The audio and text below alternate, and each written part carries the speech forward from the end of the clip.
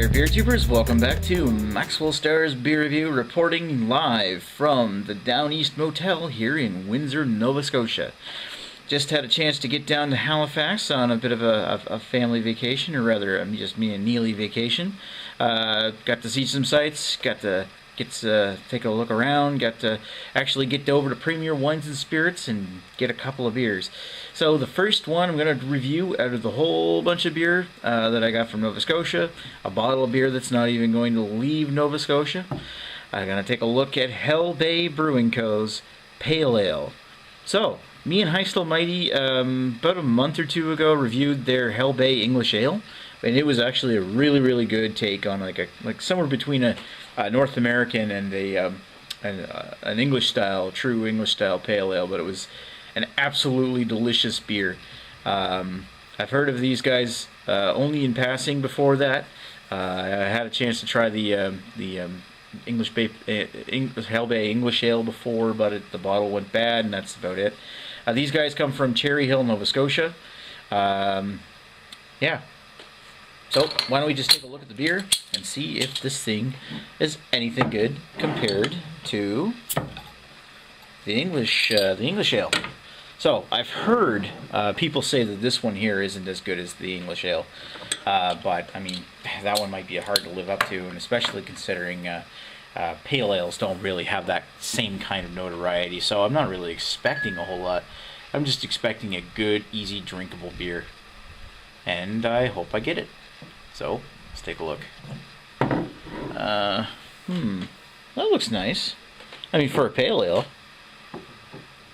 Yeah, it's got a nice color to it, slightly orangey down the middle.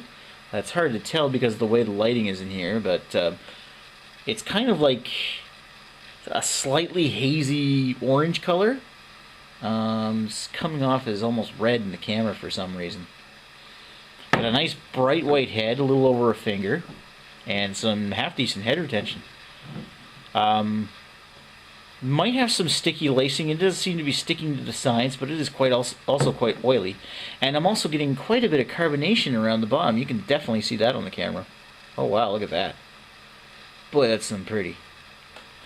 So, aesthetics aside, that's a really nice looking beer. Let's give it a sniff.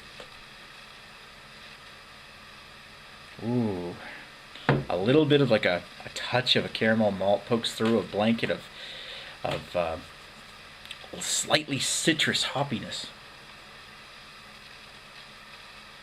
with a subtle amount of floral. It's mainly this nice, lightly grapefruit, lightly orangey citrus kind of smell, with a little bit of a floralness to it, and a nice subtle malt. The smells are mild, but well within the range of what you would expect from a pale ale. That's a really nice smelling beer. So right now she's got the good looks and a good smell. Down the hatch.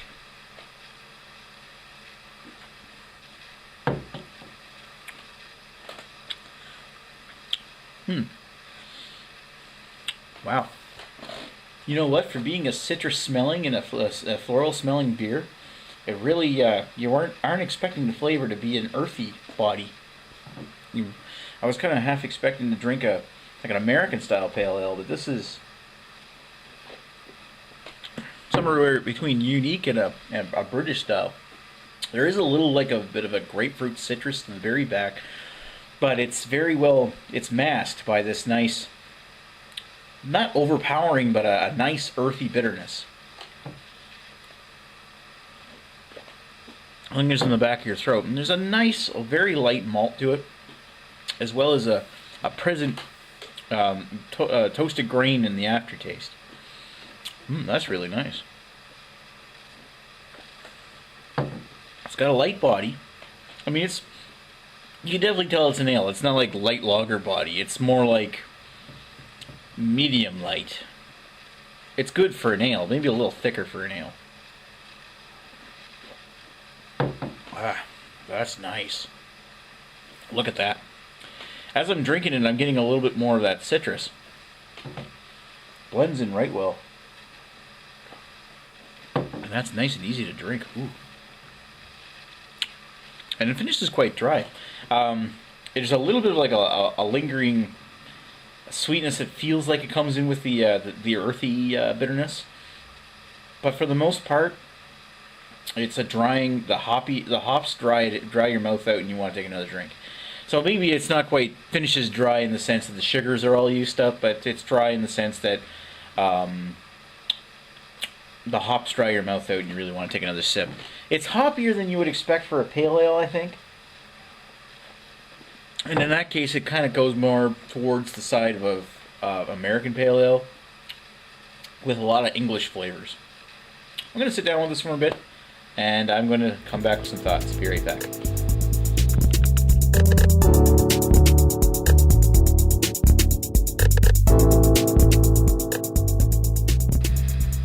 And I'm back with Hell Bay Brewing Co.'s Pale Ale. So, what did I think about this particular beer? I actually really like this. This is a really nice pale ale. When it comes to easy drinking pale ales, it's a little seemingly thicker than most pale ales because of the way the hops work in this one. It comes off, the earthy hoppy bitterness kind of comes off as giving it a little bit of an extra thickness to the mouthfeel. And that might restrict you from being able to drink several of these in one go. But that said, it is an easy drinking, smooth tasting, really nice tasting beer, and thoroughly enjoyable. I gotta say that Hell Bay Brewing Co. Seems to really know what they're doing in this situation. I really do approve of this particular beer. As far as pale ale goes, this is actually one of the finer pale ales. It's maybe not quite as good as the Flying Dog classic pale ale that I had a while ago, but definitely a really enjoyable English pale ale. I certainly recommend everybody go out there and try and find this one. I believe LB has a brewtique or something down in Cherry Hill, Nova Scotia. I know you can buy this particular beer for, I forget how much it was, over at Premier Wines and Spirits on Dresden Row in Halifax, Nova Scotia, in downtown Halifax. So anybody who's interested in trying this one and living in Nova Scotia, definitely get yourself down there and try this one, and definitely the English ale. I'm going to give this a 4 out of 5. Don't quite like it as much as the English ale, the other one. But I do like it, and I do approve of it, and it's absolutely delicious. So, everyone, give it a try. Anyway, thanks for watching Maxwell Starr's Beer Review. Hope you guys enjoyed watching this review, and I will talk to you folks later. Cheers.